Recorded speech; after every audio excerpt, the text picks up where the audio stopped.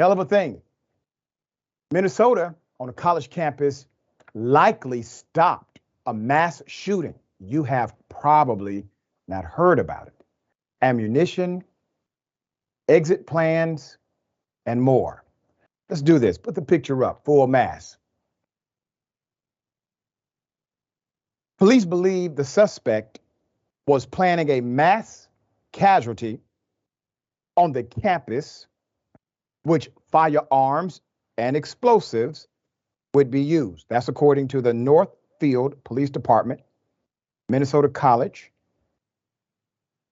Northfield, Minnesota student at a private southeastern Minnesota college faces multiple counts after authorities found several items in his dorm room that school officials believed to pose a threat.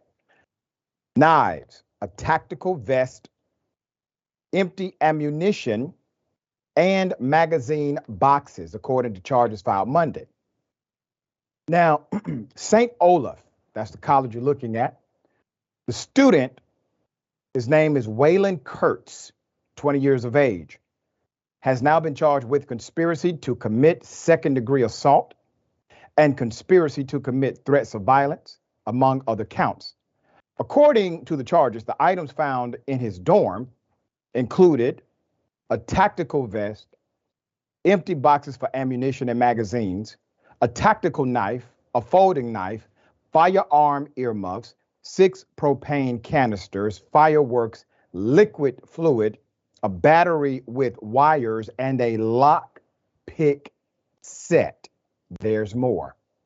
Police also confiscated notebooks with writings that included a plot to steal ammunition from a retailer, police radio frequencies, and a hand-drawn map of a recreational facility on campus, the Star Tribune reported.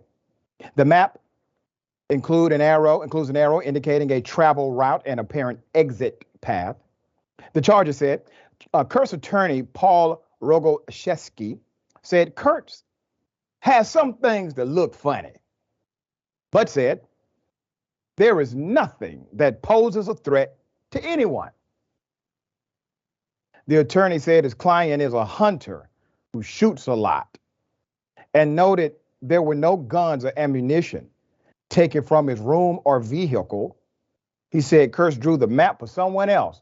All right, well, Mr. Attorney Man, if you could tell us who the someone else is, they can go ahead and arrest that person, because why is the college student drawing an exit map for somebody else? In addition to that, the attorney has really put his client in a corner here by saying this is all about hunting. Okay, that may explain why you have ammunition perhaps, but it doesn't explain the other things, the writings, and there's more. Here it is, Northfield Police Chief. His name is Mark Elliott. Said authorities are trying to determine what, if anything, Kurtz had in mind.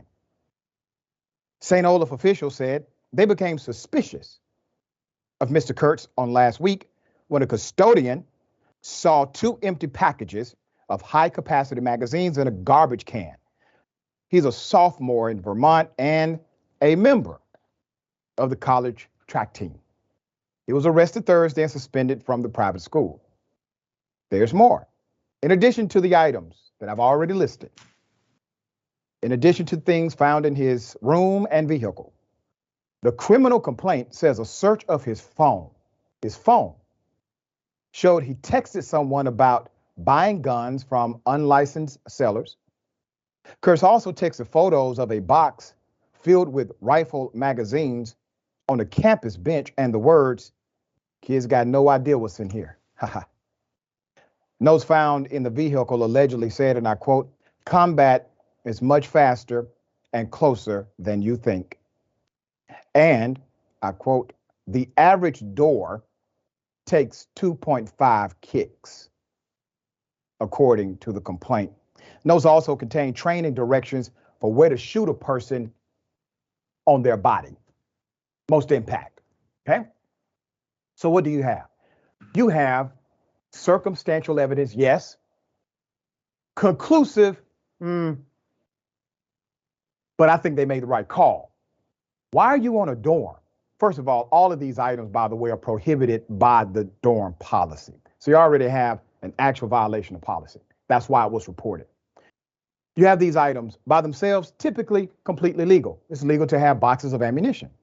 It is legal to have a drawing of a facility to say, this is how I'm going to escape. That by itself is not illegal. These items, however, contextualized together, well, they're problematic to say the least and criminal, perhaps.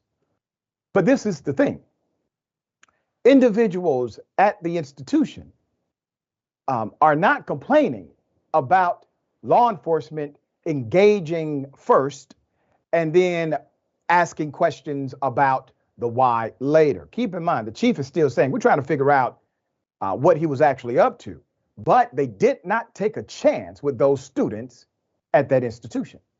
They decided to remove the individual. The person has been suspended immediately for these violations. How many times have we reported on mass shootings in America and everything I just named was there? There was an exit plan. There was a written note. There were warning signs. There was ammunition. A whole lot all together. By itself, not an issue, but in the context together, definitely a problem.